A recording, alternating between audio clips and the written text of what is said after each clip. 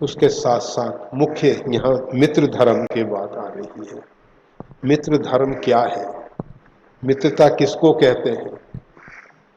हमने पहले ही बताया है, रामचरितमानस में कोई भी ऐसा विषय नहीं है जिसको, जितने भी भारतीय सनातन धर्म के अंदर जो भी व्यवस्थाएं हैं, जो भी सामाजिक व्यवस्थाएं हैं, उनका सही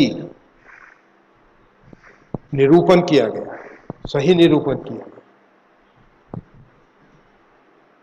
तो भगवान मित्र धर्म बता रहे हैं। जे न मित्र दुख होई दुखारी, तिन्हीं बिलोकत पातक भारी। जो मित्र के दुख से दुखी नहीं होते हैं, तिन्हीं बिलोकत पातक भारी, उनको देखने से भयंकर पाप लगता है। मित्र दुखी है और हम मौज मस्ती कर रहे हैं, तो हम जैसे मौज मस्ती करने वालों को देख के जो पातक लगेगा, जो भयंकर पाप लगेगा, कौन सा पाप लगेगा? हम जैसों को देखने वाले वो भी पाप लगेगा। अब बताओ, जिससे परिचय है कि इसने मित्र के दुख में दुखी ना होकर अपने मौज मस्ती में, विलासिता में अपना समय बर्बाद किया है, उससे तो हम नहीं देखेंगे, परंतु हम रोड पे जा रहे हैं और कितने लोग मिलते हैं, हम बाजार में जा रहे हैं, कहीं भी जा रहे हैं, असंख्य लोग मिलते हैं। उनमें कौन कौन ऐसे लोग होंगे, और भी बहुत से लोग ऐसे हैं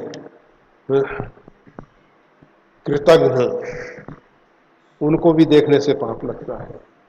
और जो साधु ब्राह्मणों को प्रतिज्ञा करके नहीं देता है, उसको देखने से भी पाप लगता है, और उसके पाप की निवृत्ति चांद्रायन व्रत से दूर होती है। ऐसा मतलब ग्रंथों में, शास्त्रों में व्यवस्था दी गई। तो ऐसी स्थिति में अनजान में तो बहुत पाप होते हैं। तो अनजान में जो किए गए पाप हैं, उनकी निवृत्ति नित्य प्रति संध्या उपासना से।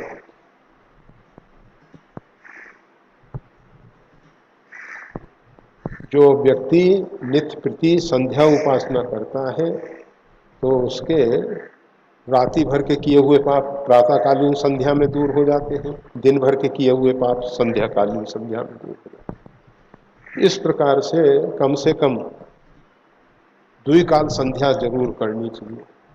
कुछ लोग कहेंगे कि हम सबको तो संध्या की व्यवस्था ही नहीं दी गई है, हमारे यहाँ संध्या मतलब बहुत से व्यक्तियों के सामाजिक व्यवस्था है, नहीं है वहाँ संध्या उपासना।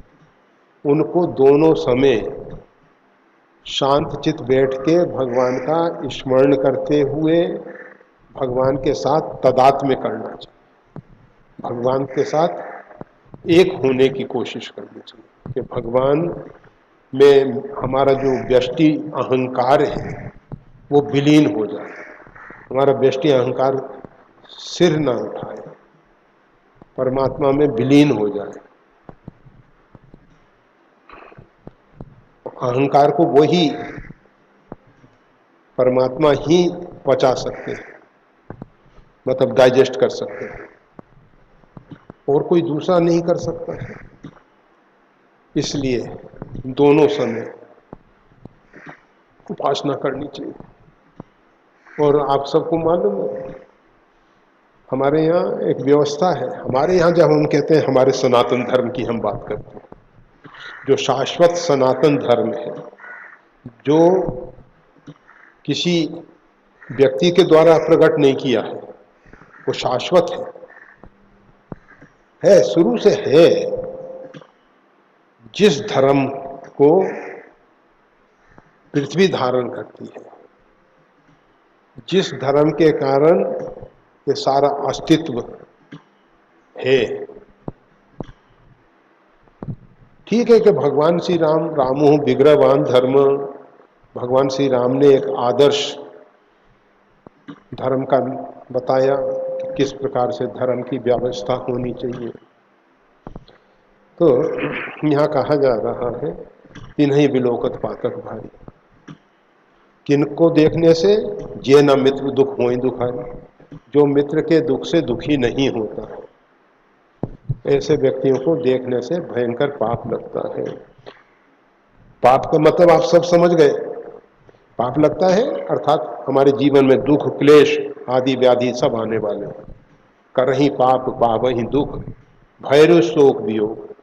हम पाप करते हैं, उसका परिणाम हमको भोगना पड़ेगा। हमारे जीवन में भय रोग शोक वियोग जनित अनेक अनेक प्रकार से कष्ट आने वाले हैं। कोई खेत में बीज डालते ही तो फसल नहीं आ जाती है। अभी हमने कर्म किया और हम चाहें कि तत्काल इसका फल मिल जाए। कुछ कर्म ऐसे हैं मज्जन फल पेखिए तत्काल। सत्संग में आप जाइए तत्काल फल मिलता है, परंतु अन्य अन्य स्थलों पे समय के अनुसार ही परिणाम आता है, समय के अनुसार परिणाम आता है। तो तिन्हि विलोकत पातक भारी, निज दुख गिरिसम रज कर जाना, मित्रक दुख रज मेर समाना। अगर हमारे जीवन में कोई एक पर्वत के समान बहुत बड़ा दुख आया है, बहुत बड़ा दुख आया है, तो उसको रजकन के समान समझना चाहिए। रेती का कण, बालू का कण, उसके समान समझना चाहिए। तो वैसे रजकन का अर्थ होता है धूल का कण। धूल और बारीक होती है, रेती से भी बहुत बारीक होती है धूल। तो धूल के कण के समान समझना चाहिए। भले ही हमारा दुख जो है गिरी समान पर्वत के समान है, और मित्रक दुख रज मेर समाना। और मित्र का जो दुख है, अगर उसका रज के समान दुख है, छोटा सा दुख है, तो उसको हमको समझना चाहिए सुमेरु गिर। मतलब सुमेरु गिरी जो विशाल पर्वत है, आप जब गंगोत्री जाएंगे तो वहाँ आगे मेरु सुमेरु पर्वत दिखाई देंगे। तो सुमेरु विशाल पर्वत है, विशाल पर्वत, तो उसके समान मेरु समान, जहाँ देवता जो है जब उनके जीवन में भय त्रास पैदा होता है तो सुमेरु गिर की कंदराओं में जाके भजन साधन करते हैं, जिससे कि ये व्याधि मिटे। तो मित्रक दुख रज मेर समाना, मित्र का दुख अगर रज के समान है तो उसको सुमेरु पर्वत के समान समझे। अर्थात बहुत बड़ा दुख आ गया उसके ऊपर, छोटा सा दुख आया तब भी, और बड़ा आया है तो फिर कहना ही क्या है। बहुत बड़ा दुख आ गया है, उसको दूर करने के लिए चेष्टा करनी चाहिए। केवल समझ के चुपचाप नहीं बैठ जाए कि उसका दुख सुमेरु के समान है, बस हो गया काम। अरे सुमेरु के समान है तो सुमेरु को हटाने की कोशिश करो। उस दुख से कैसे निवृत्ति होगी, उस दुख से कैसे हमारा मित्र बचेगा, उसके लिए चेष्टा करो। जिनके असमति सहज न आई, ते सठ हट करत मिताई। जिनको ऐसी बुद्धि स्वभाव से नहीं आ रही, ये स्वाभाविक होना चाहिए, इसमें बनावटीपन नहीं होना चाहिए, इसमें दिखावा नहीं होना चाहिए, इसमें औपचारिकता नहीं होनी चाहिए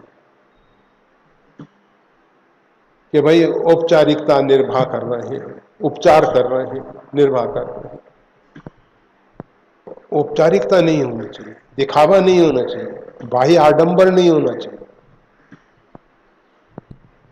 जिनके अस्मत सहज न आए, जिनको ऐसी बुद्धि भगवान ने स्वभाव से नहीं दी है, ते सठ कत हटी करत मिताई। वो सठ क्यों हठ पूर्वक मित्रता कर रहे हैं भाई?